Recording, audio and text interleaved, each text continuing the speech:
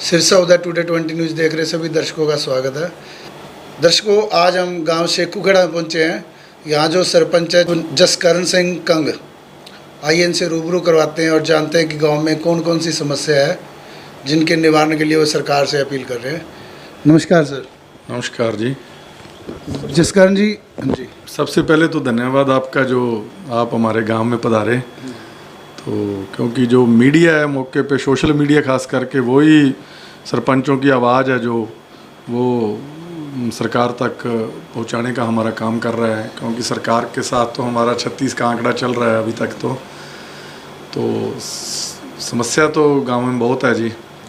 जैसे गांव के अंदर आप देख रहे हैं कि तकरीबन समस्या ही समस्या दिखाई दे रही है। ये सिर्फ अपने गांव में नहीं, जो हम भी जहाँ भी देख रहे हैं ब्लॉक के अंदर ये बुरा हाल है। उसका रीज़न क्या है कि सरकार किस तरह की नीति के साथ काम कर रही है? सरकार सर यही है, अभी जो टेंडर वाला मेन ई टेंडरिंग का जो इन्होंने किया है उसका अभी तक ना तो इनके पास कोई प्रॉपर वे से कोई उसका सिस्टम है, और ना ही अपने जो गांव है इतना यहाँ पर लोग पढ़े लिखे हैं अभी उनको हर एक चीज़ का पता हो। जो ये टेंडर कर रहे हैं उसका एक सरपंच गांव का जैसे 2000, 3000, 5000 आबादी है, सरपंच उसका नुमाइंदा है। सरपंच को खुद को नहीं पता भी मेरे गांव में कितने पैसे का टेंडर लगा और कौन सा ठेकेदार काम कर रहा है और इस टेंडर में क्या क्या है। उसमें पंचायत से कोई भी सहमति नहीं ली जाती? ना उसमें से पंचायत की कोई सहमति नहीं है जी। जो टेंडर हो रहे हैं उसका कोई पता नहीं है। मतलब सरकार और ठेकेदार की मनमर्जी? बिल्कुल जी। सरकार जो अपने चहेते हैं, उनके मंत्री के जो अपने चहेते हैं उनको दे रहे हैं सभी को टेंडर, उसी अकॉर्डिंग उनके ठेकेदारों को जो देते हैं। बिल्कुल जी। ठेकेदारों को लाभ पहुंचाने के लिए ये सारा काम है, और ठेकेदारों से ये जो ऊपर तक इनका मंत्री लेवल तक कमीशन खोरी के चक्कर में है भी काम का लोगों को पता ही नहीं भी जो काम फर्ज कर लोगों को गली बननी है वो गली में आम ये होता है 9 इंच पत्थर डलता है।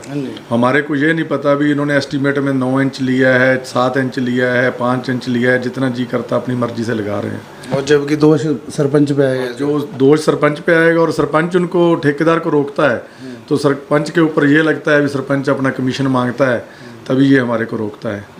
तो सरपंच तो दोनों तरफ से ही इस टाइम मारा पड़ा है जी। उधर सरकार ने, उधर गांव वालों के प्रेशर में भी है क्योंकि काम कोई हो नहीं रहा प्रॉपर वे से।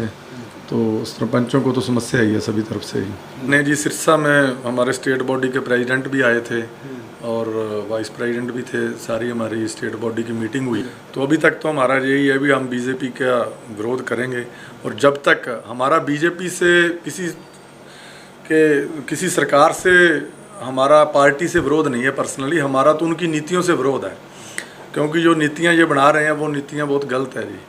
तो हम तो यही मांग करते हैं भी हमारी मांगे माने। अगर नहीं मानते तो हम अपने गाँवों में बीजेपी सरकार का कोई भी कैंडिडेट आता है या कोई नुमाइंदा आता है, हम उसको गाँवों में घुसने नहीं देंगे, उसका विरोध करेंगे। बिल्कुल पूरा विरोध करेंगे, डट के विरोध करेंगे उसका। तो इसके लिए आपकी जो मांग यही है कि सरकार अपनी कूटनीति को छोड़कर, ठीक है, सरपंचों की मुख्य समस्या पर ध्यान दे। बिल्कुल जी बिल्कुल। सरकार को अभी तक का कोई भी काम शुरू नहीं हुआ। सरकार को ये ऑन रिकॉर्ड बात है भी अभी तक जो टेंडर हमने जो प्रस्ताव सभी गांवों ने दे रखे हैं और उनका कोई अभी तक कोई भी काम शुरू नहीं हुआ, और ना कोई उनका टेंडर की प्रक्रिया शुरू करी है। तो ये काम अपने हिसाब से कैसे होगा जी।